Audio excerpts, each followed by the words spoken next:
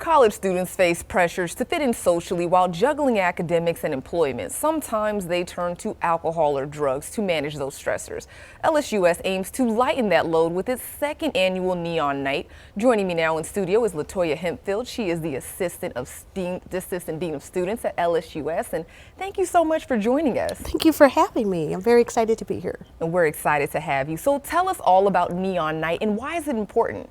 Well, what we're finding a lot in higher education, especially at our institution, is that while we are always talking about the stressors, we're seeing a lot more of a convergence with students usually turning to some type of alcohol or another drug to kind of like wane off or dissipate that nervousness that they may have, particularly in social situations, but also just with the stress that comes with their overall academics. And so that's why we created this first and foremost to kind of add more of an active event as opposed to passive tabling events, but then also a way for students to engage, especially coming out of COVID or other things, and just really understand how they can meet other people in a safe environment and not feel the pressure to maybe imbibe something that they otherwise might not want to do.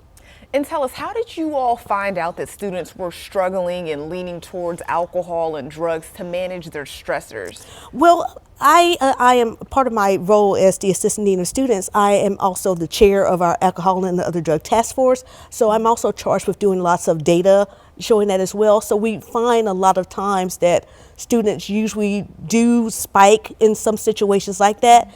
And so again, we wanted to try to find a way to where what can we do to both inform and then also find a way to maybe help students to learn different ways to help their stressors as well as meet some people in a more safe environment. And tell us, who's allowed to participate in Neon Night? It is open to all active current LSUS students, also faculty and staff. We encourage them to come out and socialize and support the event as well. We're kicking up a little bit more this year. We're going to have a roller skating event involved with it, as well as, strobe lights and all of that stuff. So we're very excited. Like I said, this was born out of just wanting to get a bit more activity on campus, especially activity in the evening. And now the fact that we're going into our second year with it as well, and hopefully it will be something that we can expound upon, and it will be going to be a annual event and a tradition at LSUS.